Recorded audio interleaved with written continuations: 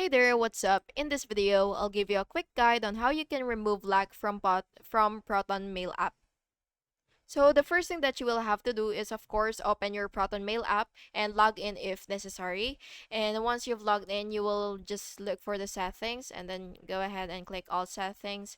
And what you will have to do is if you're using the app one, then you should see something like remove lag here. So it really depends on the layout of your screen, especially if you're using your app or website. So what you will have to do is you will just look for that lag remove lag feature. So it should be somewhere right here if you're using the app version. So yeah, what you will have to do is just click that, and then you will just have to tap you will just have to tap to disable the pin to the finger or the face lock, and then of course you will confirm your removal and verify with your password if prompted.